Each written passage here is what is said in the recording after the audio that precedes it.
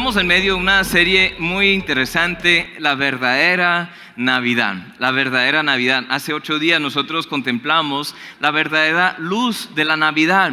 ¿Quién es la verdadera luz de la Navidad? Es Cristo mismo. Amén. Él es la luz del mundo, la luz que vino aquí entre los hombres, que vino aquí entre las tinieblas, y las tinieblas no pueden prevalecer contra esa luz. Y gracias a Dios esa luz ha sido plantada en nuestro corazón.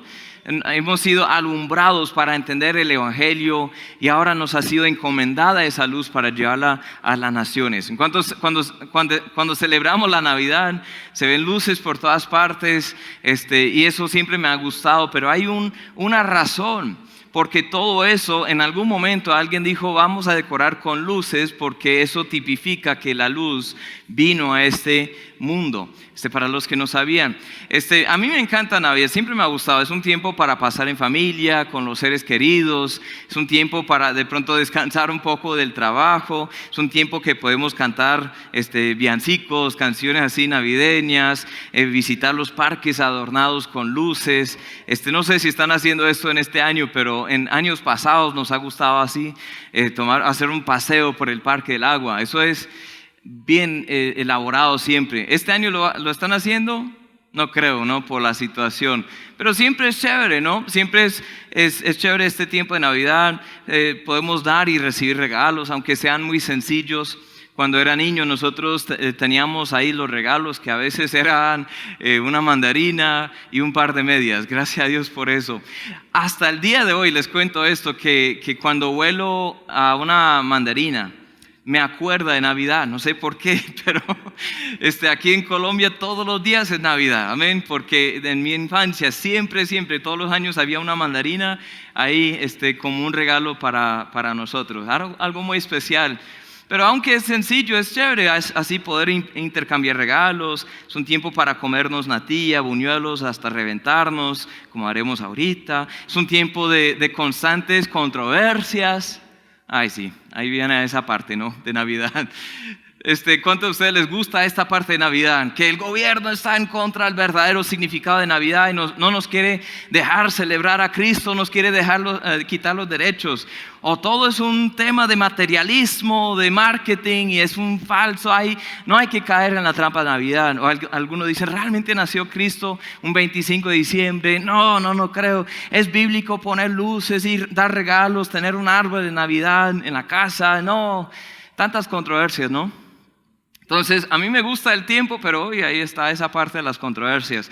Entonces, hoy vamos a tratar una de esas controversias, el verdadero árbol de Navidad.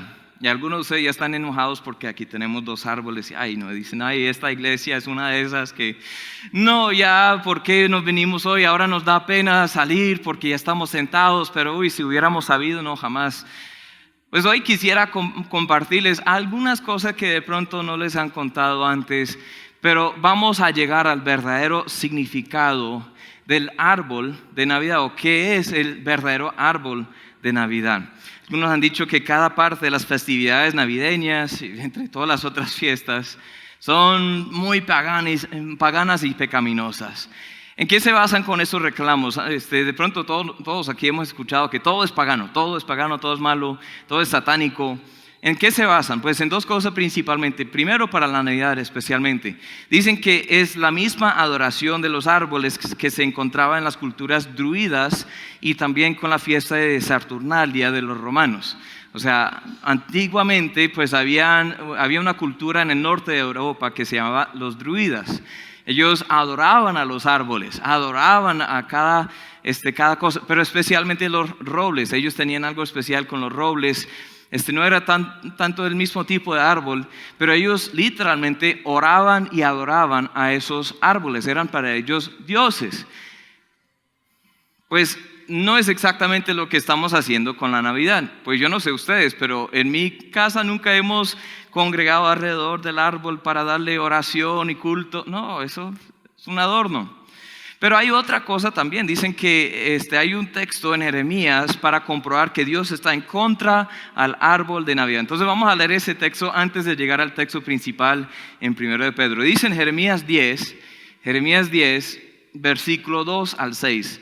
Así dijo Jehová: No aprendáis el camino de las naciones, ni de las señales del cielo tengáis temor, aunque las naciones las teman. Aquí está hablando de ¿qué? De astrología, o sea, de las señales así astrológicas de cada persona, ¿sí? Entonces, eso existía desde hace mucho tiempo. Dice, no hay que temer esas cosas, no hay que prestarle atención.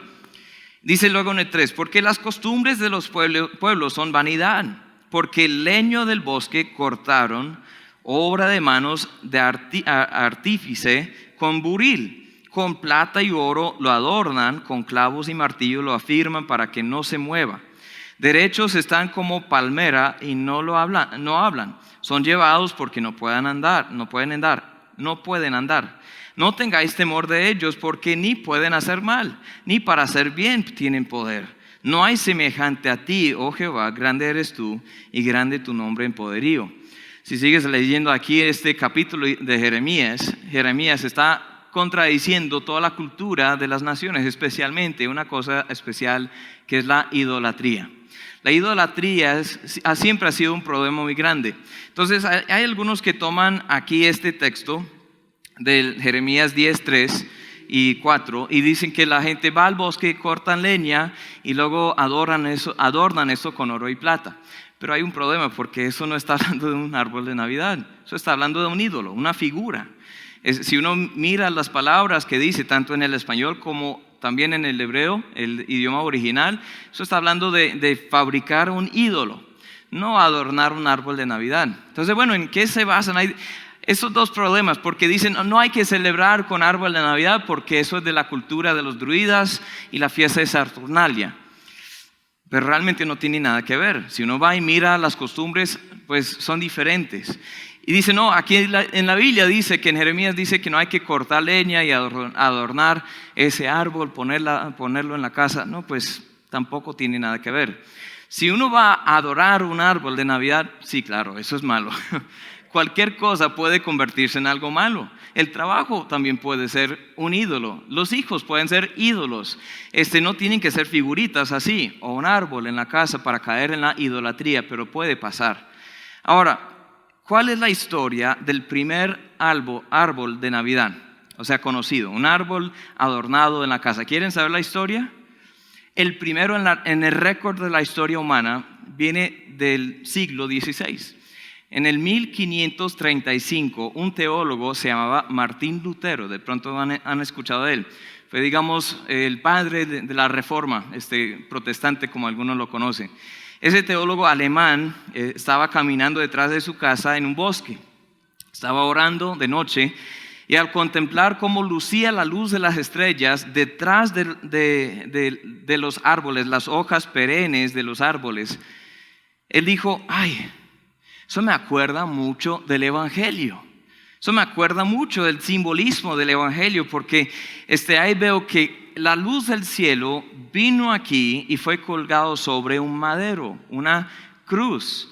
Entonces él cortó ese árbol, lo llevó a la casa y quiso enseñar a sus hijos. Tenía 5 o 6 hijos y hasta invitó a otros amigos. Y él dijo, voy a enseñarles el Evangelio con una parábola.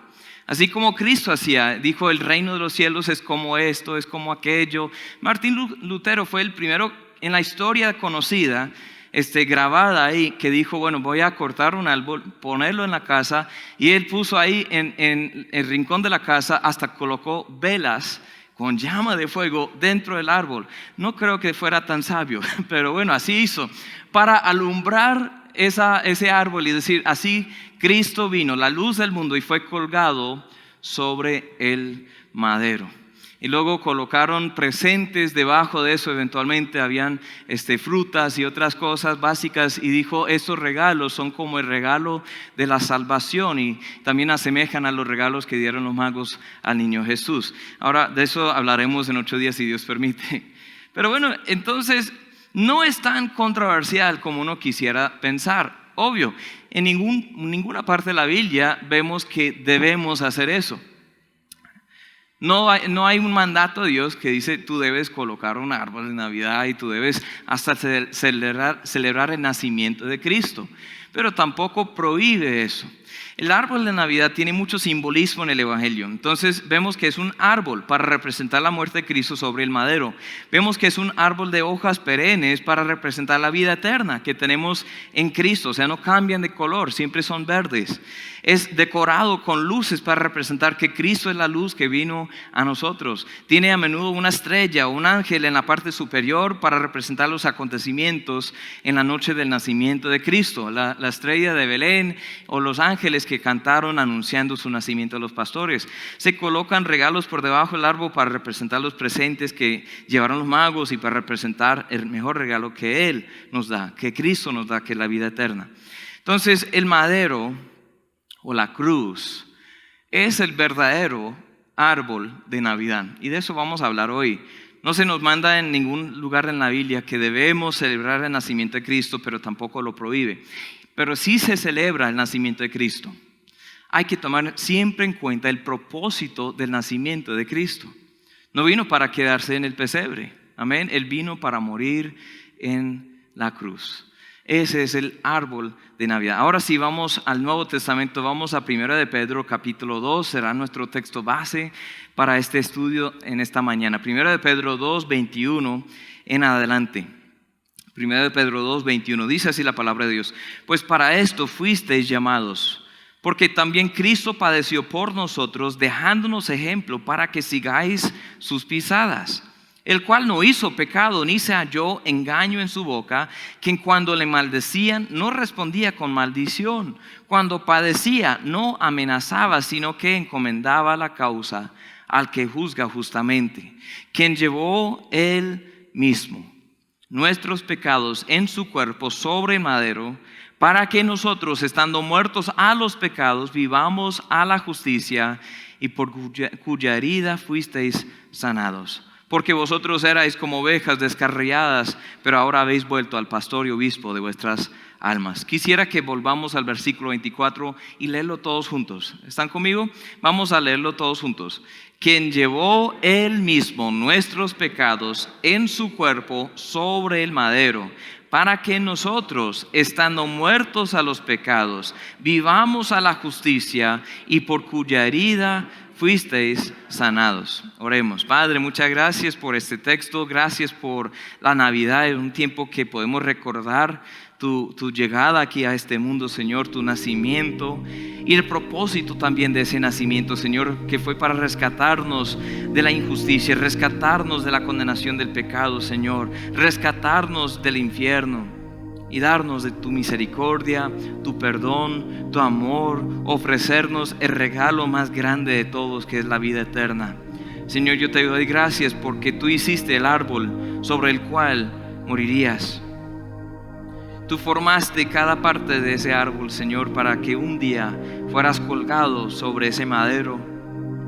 Señor, yo te alabo en esta mañana porque estamos aquí por tu gracia. Yo te pido que me llenes, que me uses, que llene mi boca, Señor, para entregar tu mensaje.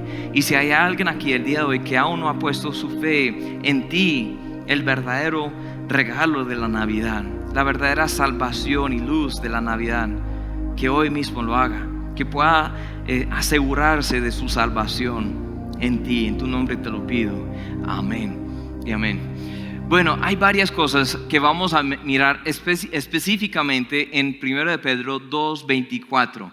1 de Pedro 2:24. Voy a volver a leerlo porque es el texto base de todo. Dice, quien llevó él mismo nuestros pecados en su cuerpo sobre el madero, para que nosotros, estando muertos a los pecados, vivamos a la justicia, y por cuya herida fuisteis sanados. Entonces primero vemos que Cristo murió en nuestro lugar en la cruz. Cristo murió en nuestro lugar en la cruz. Dice que Él llevó Él mismo nuestros pecados.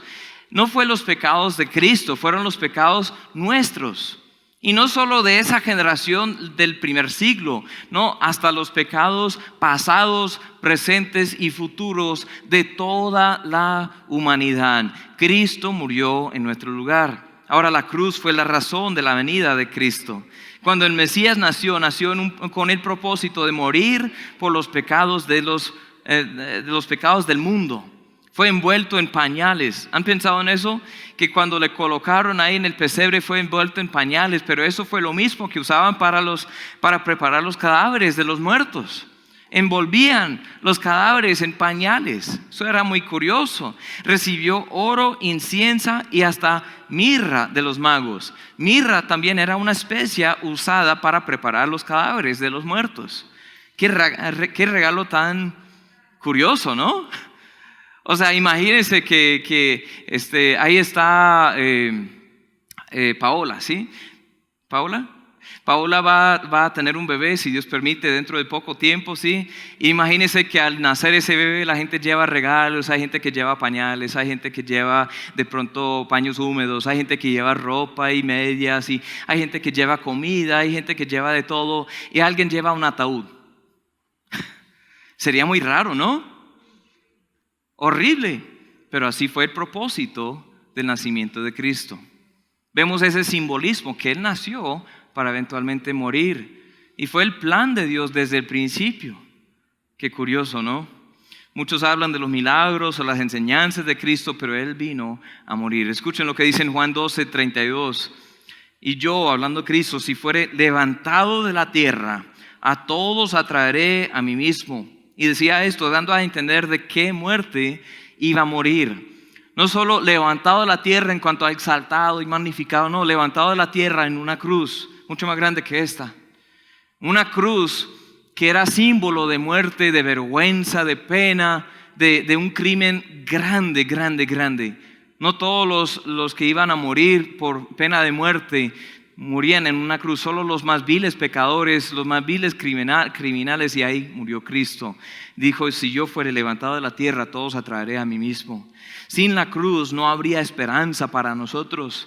En 1 de Pedro capítulo 1 versículo 16 dice, porque escrito está, sed santos porque yo soy santo. Si invocáis por Padre aquel que sin acepción de personas juzga según la obra de cada uno, conducíos en temor todos los días de vuestra peregrinación, sabiendo que fuisteis rescatados de vuestra vana manera de vivir, la cual recibisteis de vuestros padres, no con cosas corruptibles, como oro o plata.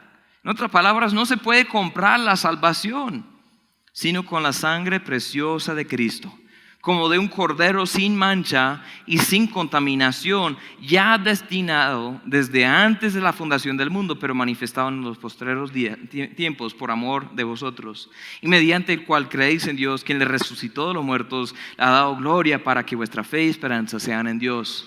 No vamos a salvarnos con las obras que hiciéramos, que podamos hacer. No podemos salvarnos con oro y plata, no podemos salvarnos por el linaje. O sea, dice que recibimos la herencia del estado pecaminoso, de la naturaleza pecaminosa de nuestros padres, pero somos redimidos, somos salvos por la sangre de Cristo, que dice que fue un cordero sin mancha, un cordero perfecto, un sacrificio, pero dice que fue destinado desde antes de la fundación del mundo para morir en nuestro lugar.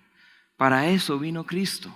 Él nació para morir. La cruz y la resurrección de Jesús siempre será nuestro mensaje. Primero de Corintios 2:2 dice, pues me propuse no saber entre vosotros cosa alguna sino a Jesucristo y a este crucificado. Es el mensaje central de todo lo que nosotros hacemos, porque si Cristo no murió en la cruz, entonces aún estamos en nuestros pecados. Si Cristo no resucitó, aún estamos en nuestros pecados. Si Cristo solo era un buen profeta, un buen hombre, un buen líder político, entonces aún estamos en nuestros pecados, pero gracias a Dios Él sí vino, murió en la cruz y resucitó, y ese es el mensaje que nosotros predicamos. Jesucristo nació para morir en ese árbol de Navidad, ya era destinado desde antes de la fundación del mundo. John MacArthur, un pastor y autor, dice, aquí hay un lado de la historia de Navidad que no se cuenta a menudo. Esas manitas suaves, moldeadas por el Espíritu Santo en el vientre de María, fueron hechas para que los clavos pudieran atravesarlas. Esos pies de bebé rosados e incapaces de caminar, un día subirían por una colina polvorienta para ser clavados en una cruz. Esa dulce cabeza de niño con ojos brillantes y boca ansiosa se formó para que algún día los hombres pudieran ponerle una corona de espinas. Ese cuerpo tierno, cálido y suave, envuelto en pañales, un día será desgarrado por una lanza. Jesús nació para morir. No creas que estoy tratando de frenar tu espíritu navideño, lejos de eso, porque la muerte de Jesús, aunque ideada y llevada a cabo por hombres con malas intenciones, no fue en ningún sentido una tragedia. De hecho, representa la mayor victoria sobre el mal que jamás se haya logrado. Amén. Pensemos en eso, hermano. Y cuando Él murió en la cruz, llevó nuestro pecado. Esta fue la única manera de quitarnos la maldición del pecado. Fue hecho maldición en nuestro lugar. Esa palabra madero, árbol, cruz es intercambiable en muchas partes. Dicen Gálatas 3:13, Cristo nos redimió de la maldición de la ley. Hecho por nosotros, ¿qué? Maldición. Porque está escrito, maldito todo el que es colgado en un madero. Él nos quitó la maldición porque recibió nuestra maldición. Nos quitó la condenación porque recibió nuestra condenación. Hechos 5:30, el Dios de nuestros padres levantó a Jesús, a quien vosotros matasteis colgándole en un madero. Hechos 10:39, nosotros somos testigos de todas las cosas que Jesús hizo en la tierra de Judea y Jerusalén, a quien mataron colgándole en un madero. Hechos 13:29-30, habiendo cumplido todas las cosas que de él estaban escritas, quitándolo del madero, lo pusieron en el sepulcro, mas Dios le levantó de los muertos. Gracias a Dios por eso. Él fue colgado, sepultado y luego resucitó de los muertos. Gloria a Dios por eso. Ha habido un glorioso intercambio. Según de Corintios 5:21 dice, al que no conoció pecado por nosotros, lo hizo pecado para que nosotros fuésemos hechos justicia de Dios en él. Yo tenía mi récord de pecado y libros y libros y libros de pecado. Dice la Biblia que hay libros de los cuales seremos juzgados. Y aquí al otro lado habían libros de mi justicia. ¿Sabe qué está escrito ahí? Nada. Porque no hay justo, ni aún uno. Entonces Cristo tomó el libro de mis pecados, los libros de mis pecados y los borró en su sangre. Y tomó el libro de mi justicia. ¿Y saben qué hizo? Él puso su propia justicia en mi récord. ¿Sabían eso? Dios hizo un glorioso intercambio y solo fue por ese árbol de Navidad o la cruz, el madero que estamos celebrando en medio de este mensaje del Evangelio. Vamos a volver a 1 Pedro 2:24. En segundo lugar, vemos que en nuestra muerte Cristo nos da vida. En nuestra muerte Cristo nos da vida. Dice ahí en el 24, quien llevó él mismo nuestros pecados en su cuerpo sobre el madero, para que nosotros, estando muertos a los pecados, vivamos a la justicia. Estando muertos a los pecados, vivamos a la justicia. Estábamos muertos primero en nuestros pecados. Hay que entender esto porque todos hemos pecado y en el pecado estamos espiritualmente muertos. Efesios 2:1 dice, Él os dio vida a vosotros cuando estabais muertos en vuestros delitos y pecados, en los cuales anduvisteis en otro tiempo siguiendo la corriente de este mundo conforme al príncipe de la potestad del aire, el espíritu que ahora opera en los hijos de desobediencia, entre los cuales también todos nosotros vivimos en otro tiempo en los deseos de nuestra carne, haciendo la voluntad de la carne y de los pensamientos, y éramos por naturaleza hijos de ira, lo mismo que los demás. Necesitamos reconocer esto, hermanos, que estábamos todos en un estado muerto, de muerte espiritual. Es interesante porque dice, ahí vivíamos, pero estábamos muertos. Vivíamos en los deseos, vivíamos en los pecados, vivíamos según la corriente de este mundo, pero estábamos muertos. Hay algunos que dicen, no, entonces un muerto no puede responder la voz del Señor, pero estamos muertos espiritualmente. Tenemos vida física, que es el cuerpo.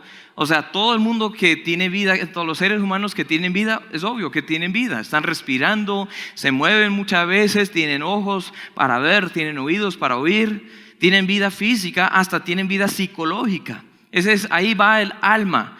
El alma de la persona es la característica interna de la persona, es cómo es su sentimiento, es su mente, es su intelecto. Entonces hablamos como con las personas perdidas, las personas en el mundo que tienen vida física, en el cuerpo, tienen vida intelectual, pero no tienen vida espiritual. Espiritualmente están muertos. Ahí es donde tenemos comunión con Dios. Ahí en esa parte estamos muertos. Un ejemplo que a menudo algunos teólogos dan pues yo creo que falsamente interpretan este pasaje diciendo que los hombres no pueden hasta ni responder el llamado del evangelio. Tiene que ser Dios que lo levanta, así como en el caso de Lázaro. Que cuando Lázaro estaba muerto en Juan capítulo 11 y Cristo lo llamó, Lázaro ven fuera, entonces él resucitó y salió. Pero eso más bien no es un ejemplo de la salvación, es un ejemplo de la resurrección final. Ahí dice en ese mismo texto. Un mejor ejemplo de nuestra muerte espiritual sería el hijo pródigo. ¿Saben la historia del hijo pródigo? Habían dos hijos de un padre rico, un padre muy próspero. Y un hijo intentaba ser fiel. Ahí estaba siempre en la casa, estaba un poco amargado y realmente el objetivo de esa parábola fue resaltar la actitud de los fariseos, que en ese hijo que se quedó. Pero había otro hijo que dijo, no padre, yo quisiera mi herencia ahora. En otras palabras, quisiera que lo que voy a recibir cuando estés muerto, que me lo des ahora. Prefiero que estés muerto, pero bueno, si no puedes morir, si me des ahí la herencia mejor, pues ahí me voy. Recibió la herencia y se fue. Gastó todo, tenía amigos, pero luego no tenía ninguno. Cuando se acabó la plata, se acabaron las fiestas, se acabaron los amigos. Y él terminó ahí un poco lejos de la casa, dando alimento a los cerdos, un trabajo peor que lo peor. Y él se acordó, no, es que yo creo que mi padre me recibiría aún como un esclavo, un siervo más en la casa, no como un hijo, pero como un esclavo. Voy a ir a él a ver si me recibe. Y cuando él comenzó a ir y cuando comenzó a acercarse a la casa, ¿qué pasó en esa historia? En Lucas 15 se encuentra. Dice el padre le estaba buscando y cuando le vio de lejos, el padre corrió a él, lo encontró, le abrazó. ¿A qué olía ese niño? A cerdo, a basura, a otras cosas que no puedo decir. Él olía feo, él no tenía ropa buena, él ya había perdido todo lo que tenía.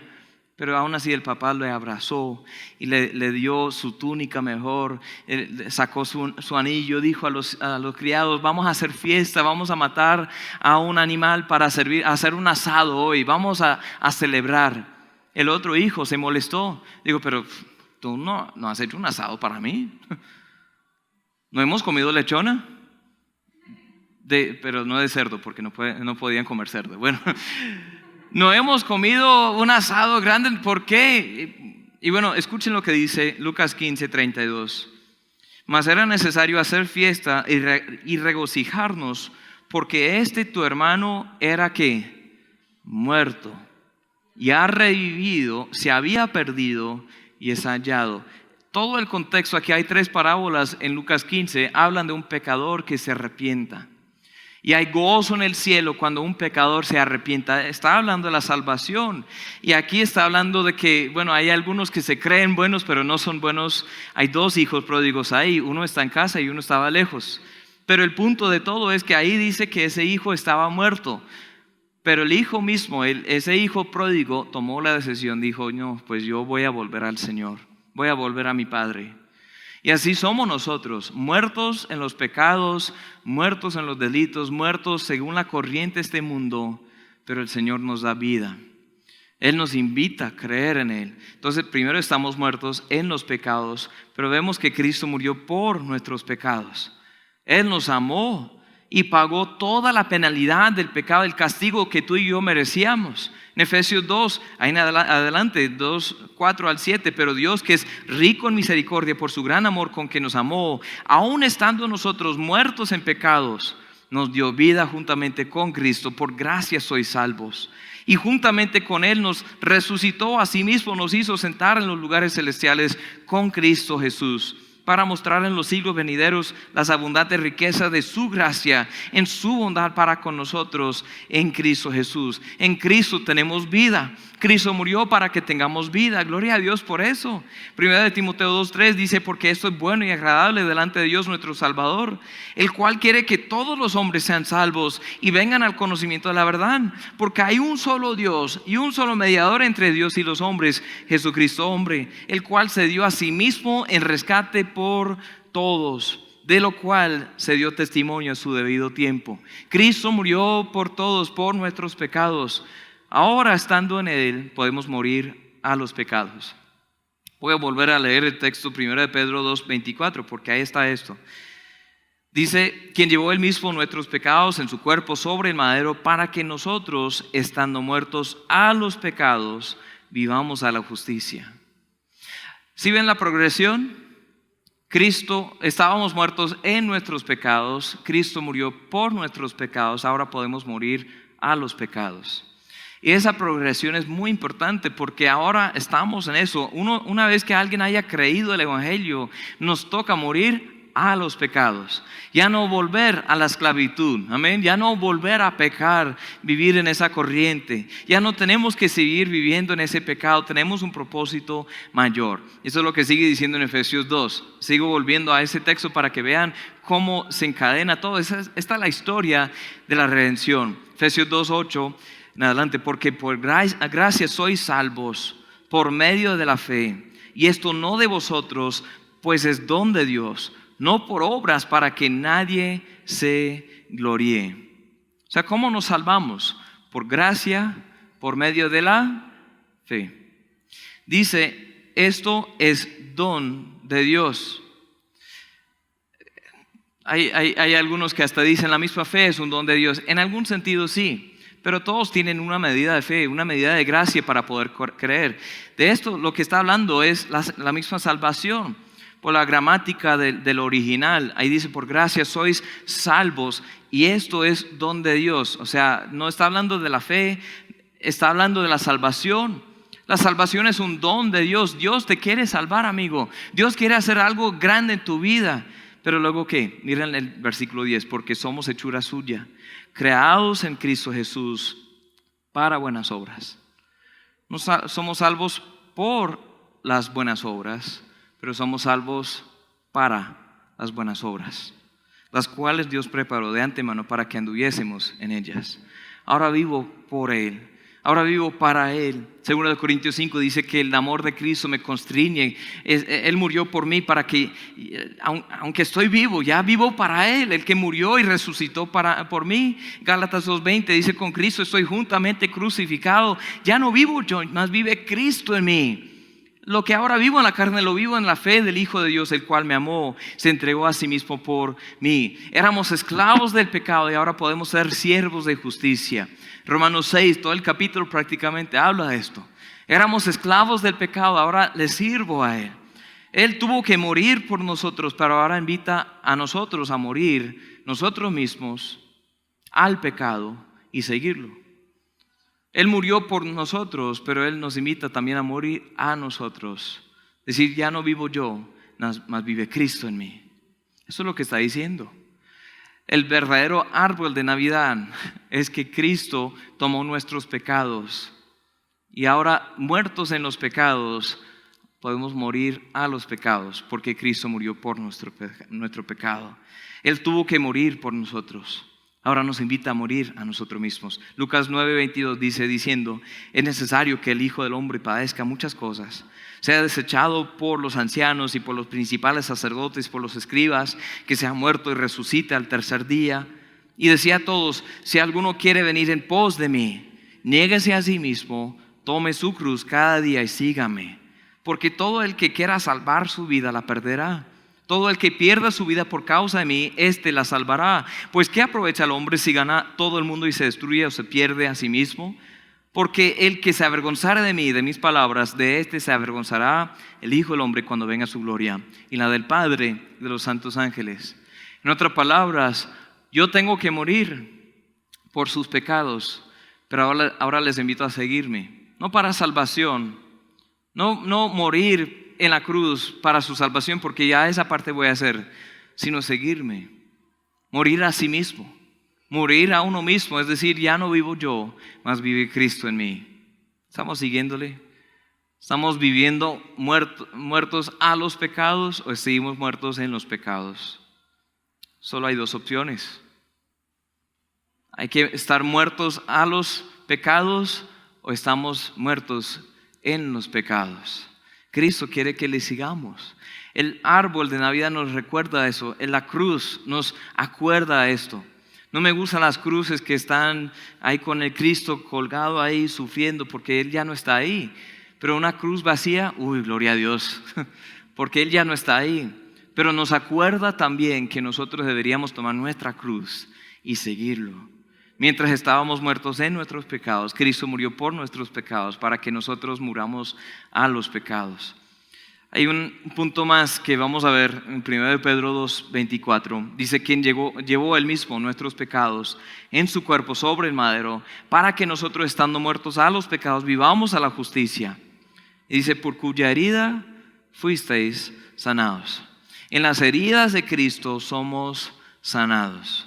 Muchos usan este texto para reclamar una sanación física. Amén. De pronto han escuchado eso mucho. Por la herida de Cristo somos sanados. Entonces, si tú tienes cáncer, Cristo vino a sanar tu cáncer. Si tú tienes cualquier problema físico, Cristo vino a sanar tus problemas físicos y tus dolencias, enfermedades físicas. Pero hay un problema. Es mucho más que solo una sanación física. Por sus heridas somos sanados. ¿Eso qué significa? Estábamos espiritualmente pobres, espiritualmente quebrantados de corazón, espiritualmente cautivos al pecado, espiritualmente lejos de Dios, espiritualmente enfermos por las consecuencias del pecado, espiritualmente angustiados y sin esperanza. Y Cristo vino para sanarnos espiritualmente. Amén. Él puede sanarnos físicamente, pero esta promesa no tiene que ver con la sanación física, tiene que ver con la sanación espiritual. Y hay muchos que aún que tienen cuerpos sanos, tienen un corazón muerto o bastante enfermo. Y Cristo vino a ayudar. En 1 Pedro 2:24, el apóstol Pedro está citando Isaías 53. Leamos ese capítulo para terminar. Si tienen ahí sus Biblias, quiero que vayan ahí conmigo porque no quiero que pierdan lo que dice. Es un texto largo, pero con este terminamos. Lo que está haciendo aquí es citar Isaías 53 diciendo: esto fue lo que hizo Cristo por nosotros. Dice en Isaías 53, del 1 al 12: ¿quién ha creído nuestro anuncio? ¿Y sobre quién se ha manifestado el brazo de Jehová? Subirá cual renuevo delante de él, y como raíz de tierra seca. No hay parecer en él, ni hermosura. Le veremos, mas sin atractivo para que le deseemos. Ustedes han visto los cuadros de Jesús, que es todo mono y con cabello así fluyendo en el aire ahí, tiene ojos azules. Ese no fue Cristo. Primero era del linaje judío, entonces los judíos no tienen ese parecer, pero era un hombre que trabajaba. No digo que Jesús era feo, pero ahí dice que no hay parecer en él, ni hermosura. O sea, queremos pensar en lo físico, pero veamos más allá de lo físico. Escuchen lo que dice: despreciado, desechado entre los hombres, varón de dolores, experimentado en quebranto, y como que escondimos de él el rostro. Fue menospreciado y no lo estimamos. Ciertamente llevó él nuestras enfermedades, sufrió nuestros dolores. Nosotros le tuvimos por azotado, por herido de Dios y abatido, mas él herido fue por nuestras rebeliones, molido por nuestros pecados. El castigo de nuestra paz fue sobre él, y por su llaga fuimos nosotros curados. Todos nosotros nos descarriamos como ovejas, cada cual se apartó por su camino, mas Jehová cargó en él el pecado de todos nosotros. Angustiado él y afligido, no abrió su boca. Como cordero fue llevado al matadero, y como oveja delante de sus trasquiladores, enmudeció y no abrió su boca. Por cárcel y por juicio fue quitado, y su generación, ¿quién la contará? Porque fue cortado de la tierra de los vivientes, y por la rebelión de mi pueblo fue herido. Se dispuso con los impíos su sepultura, mas con los ricos fue en su muerte. Aunque nunca hizo maldad, ni hubo engaño en su boca, con todo eso Jehová quiso quebrantarlo, sujetándole a padecimiento. Cuando haya puesto su vida en expiación por el pecado, verá linaje vivirá por largos días. La voluntad de Jehová será en su mano prosperada. Verá el fruto de la aflicción de su alma y quedará satisfecho. Por su conocimiento justificará mi siervo justo a muchos y llevará las iniquidades de ellos. Por tanto, yo le daré parte con los grandes, con los fuertes repartirá despojos, por cuanto derramó su vida hasta la muerte. Fue contado con los pecadores, habiendo él llevado el pecado de muchos y orado por los transgresores. Ahí va Cristo. ¿Saben qué? Lo más impresionante de esto fue escrito más de 700 años antes de Cristo. Fue una profecía que Cristo cumplió perfectamente. Siempre me ha causado curiosidad porque hay algunas personas de los judíos más ortodoxos que siguen rechazando a Jesús como el Mesías. No sé si ustedes han tenido contacto con los judíos ortodoxos. Aquí en Bucaramanga hay algunos. Yo he tenido algunas conversaciones con ellos. Hay judíos también mesiánicos que sí reciben a Cristo, pero se aferran a la tradición, pues no quieren soltar toda la tradición para abrazar realmente el Evangelio. Pero los judíos ortodoxos rechazan a Cristo totalmente. Dicen que sí, fue un profeta o fue un rabino o un líder religioso conocido, pero no era el Mesías. Siempre me ha preguntado, pues, ¿por qué?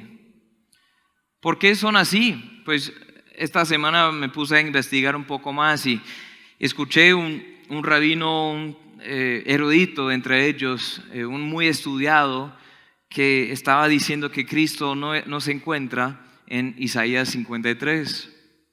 Él no es. Y comenzó poco a poco a dar su traducción. Era de Israel, entonces ahí entre varios idiomas estaba dando este discurso.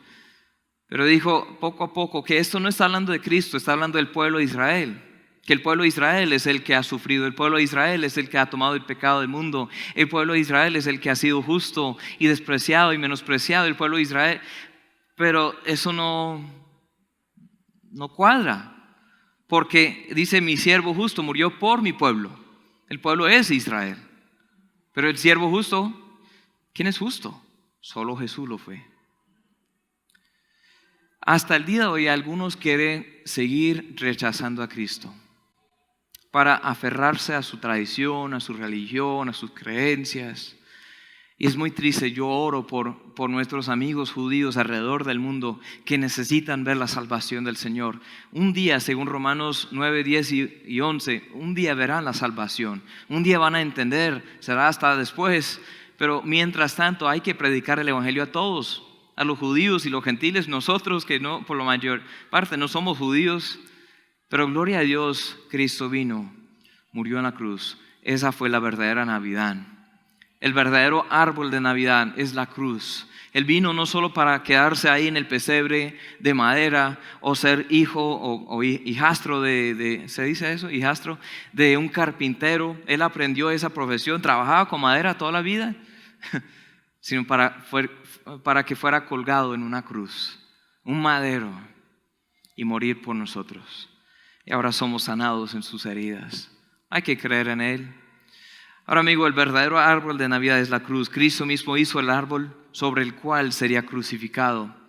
Toda la historia de la Biblia gira alrededor de esta cruz. Es central no solo al mensaje bíblico, pero también a nuestra esperanza. No esperamos en lo bueno que somos, no esperamos en nuestra iglesia, esperamos en la cruz. Ahora, Cristo vino a morir en tu lugar, en mi lugar, para que vivamos en Él. ¿Vives en Él? ¿Estás 100% seguro que tienes esa vida? ¿Sabes acerca de Jesús, pero has creído en Jesús para su salvación? Porque hay una diferencia. Muchos saben de Jesús. Muchos hasta dicen que Jesús es el que murió por sus pecados.